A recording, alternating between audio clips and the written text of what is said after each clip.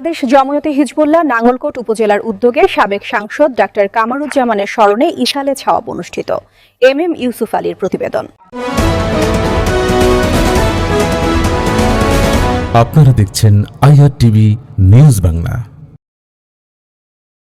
বাংলাদেশ জমিয়তে হিজবুল্লাহ নাঙ্গলকোট উপজেলার উদ্যোগে নাঙ্গলকোট খানকায় মহিব্বিয়া কমপ্লেক্সের প্রধান উপদেষ্টা ও দাতা সদস্য, সাবেক জাতীয় সংসদ সদস্য, উপমহাদেশের বিশিষ্ট মনোচিকিৎসক ড কামারুজ্জামান খানের স্মরণে গত ১৬ অক্টোবর বৃহস্পতিবার কমপ্লেক্স মিলনায়তনে আলোচনা সভা ও ইসালে সাওয়াব মাহফিল অনুষ্ঠিত হয়েছে।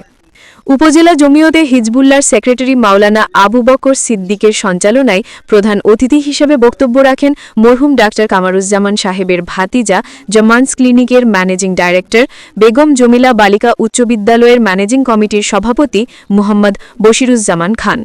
মাহফিলে তালিম পরিচালনা করেন উপজেলা জমিয়তে হিজবুল্লাহর তালিম তরিকত সম্পাদক, সাবেক অধ্যক্ষ মাওলানা সুফি আব্দুল গানী। আলোচনা পেশ করেন নাঙ্গলকোট কেন্দ্রীয় জামে মসজিদের খতিব অধ্যক্ষ মাওলানা মুফতি আব্দুর রব। বক্তব্য রাখেন জামান্স ক্লিনিকের ম্যানেজার মুহাম্মদ আবু জাফর। মোনাজাত পরিচালনা করেন ঢালুয়া সিনিয়র মাদ্রাসার অধ্যক্ষ আলহাজ হজরত মাওলানা আবুল খায়ের।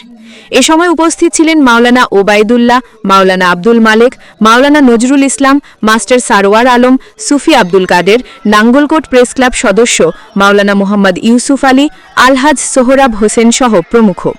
প্রধান অতিথির বক্তব্যে বশিরুজ্জামান খান বলেন, আমার চাচা মরহুম ডাক্তার কামারুজ্জামান সাহেব একজন সত্য ও ন্যায়পরায়ণ মানুষ ছিলেন। তিনি সর্বদা নাঙ্গলকোট উপজেলার মানুষের কল্যাণের জন্য কাজ করে গেছেন। তিনি অসংখ্য শিক্ষা ও সেবামূলক প্রতিষ্ঠানের প্রতিষ্ঠাতা।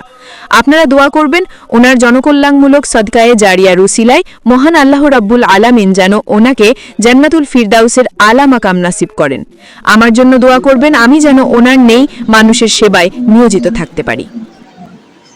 M Yusuf Ali, IRTV news Bangla, Nangalkot.